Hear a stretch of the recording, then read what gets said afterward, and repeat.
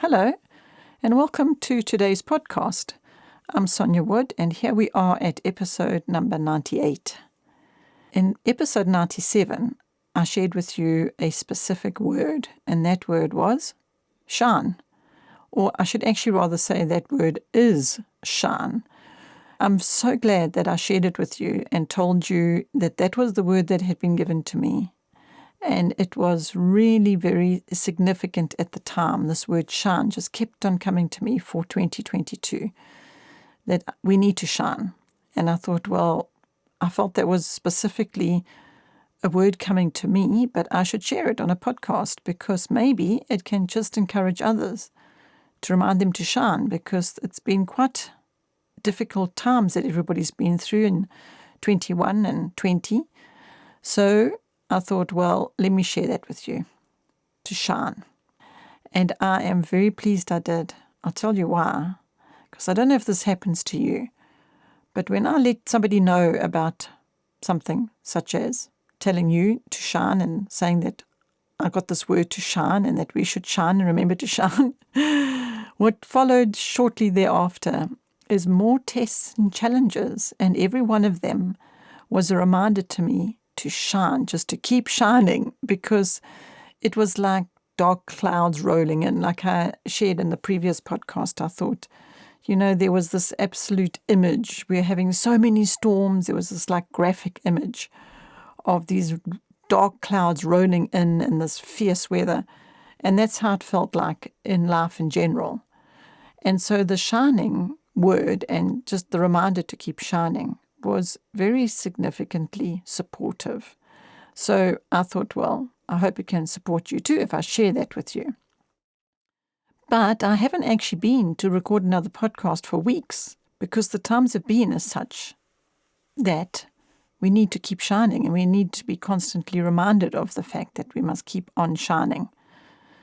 I wonder how many times I've said that in this particular podcast already, but never mind. I hope it won't be lost because of having to repeat and repeat it, not just here on this podcast, but to myself, because of the fact that there have been so many reasons to actually put that little light out.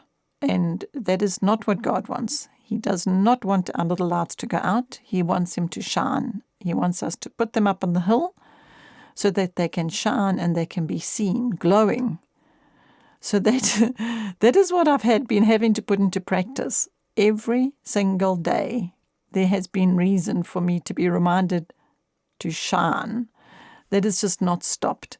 So here I am telling you that for the last few weeks, that's what the situation has been like. I mean, I could go into all the details and, oh my goodness, but that would just be dismal because it's rather grim.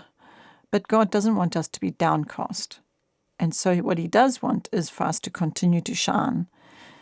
And so what has resulted from that, that's what I wanted to focus on, was to tell you that the result of that has been very, very interesting.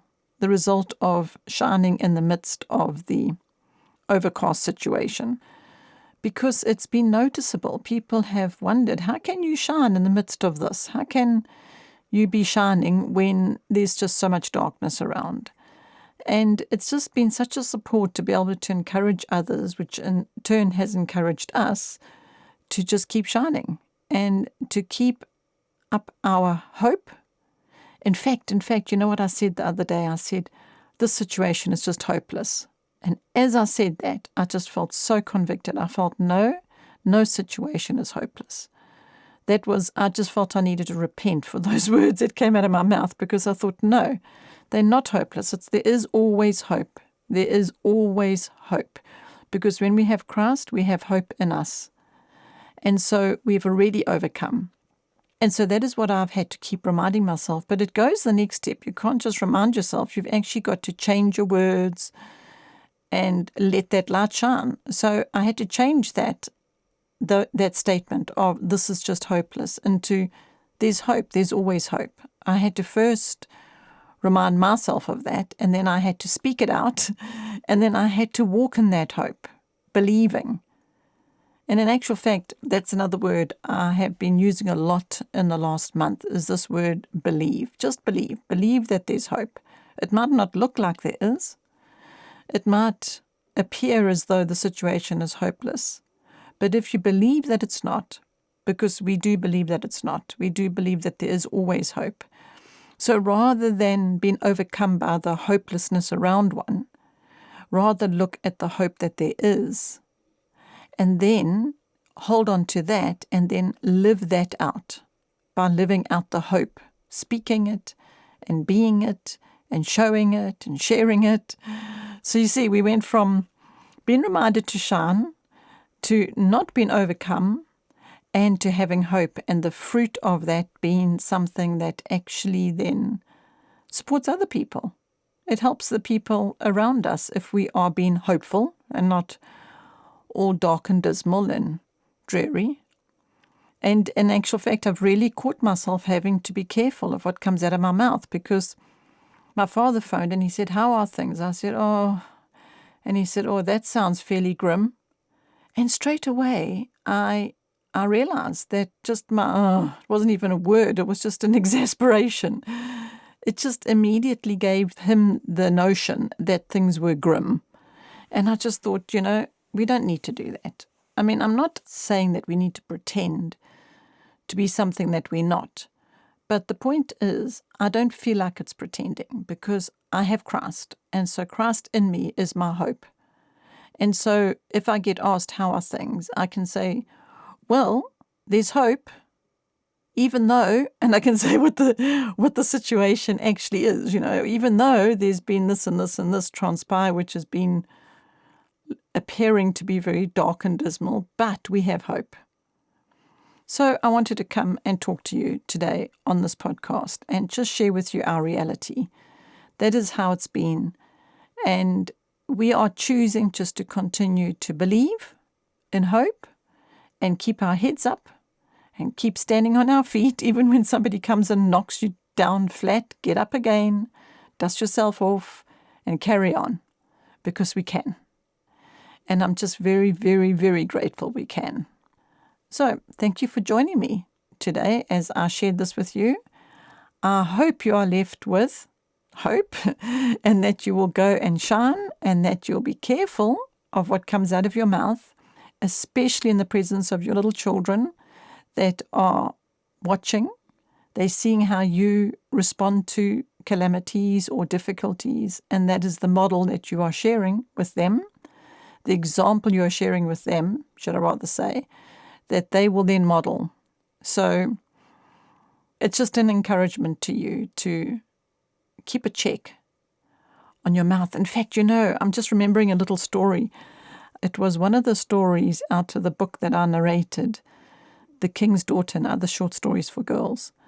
I don't remember the title of the story, but I remember the content being a little story about how we need to be careful about what comes out of our mouth, and how it can be a blessing to others, what we speak, or the opposite. We don't want that. And that was a little story in that book.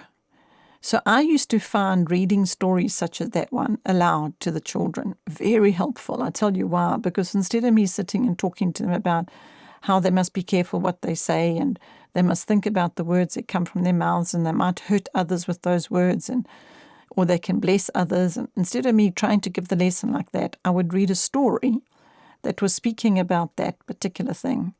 And then we would discuss the story and the children in the story, and the little girl who was, gossiping behind other people's backs, and how that would be hurtful if it got back to them. And we'd talk about the people in the story and how we must be careful to not do that. And so it removed that element of the child themselves feeling like they've been singled out, because maybe you picked up as a parent that one of your children was behaving in a way that you didn't feel was helpful to them or to the people around them.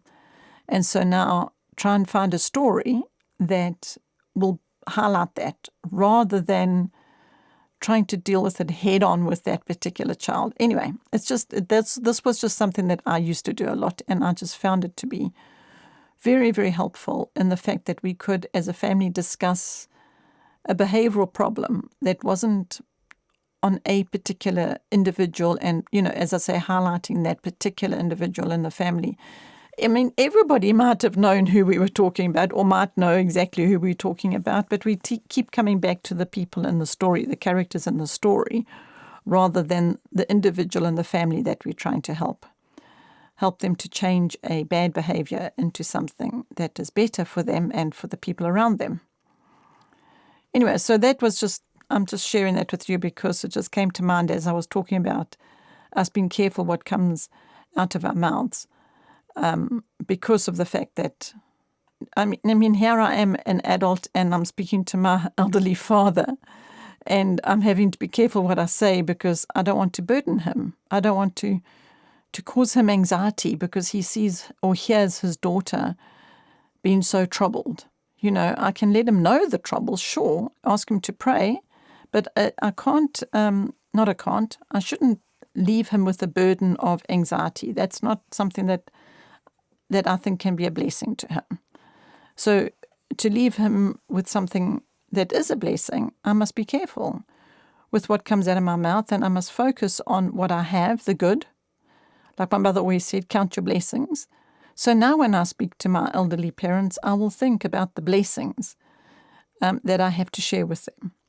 Like, for example, the fact that we saw some Egyptian geese on our lawn. Now, I knew if I told them that story, that would bless them. They would find that very interesting, and because my mother absolutely loves birds. So I can tell them about that. And if they ask about the troubles, or if I need to share the troubles with them, I can. But I must also sprinkle it with blessings. That's the thing, sprinkle it. In fact, before I say goodbye to you, I must tell you another funny story. My mother and father are great campers. As you can hear, they seem to be the theme at the moment in this particular podcast. But they're in their 80s now, and they love going camping. It's quite amazing, really. And my mother, as I've mentioned, loves birds, but she also loves water, and she loves swimming. And so I asked her when they'd settled in their campsite, how has she been for her first swim in the dam?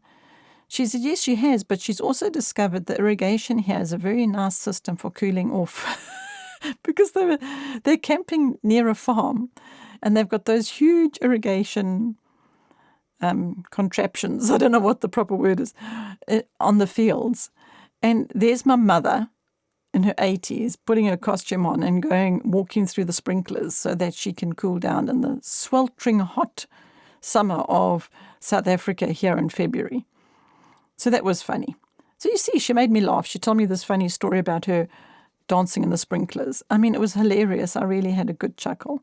So I think let's do that. Let's bring joy and let's help our children or whoever is around us just to have joy rather than us being the dark cloud that is hovering about. Let our lights shine. So thank you for joining me. Thank you for listening to this podcast, and I look forward to sharing with you in the next one.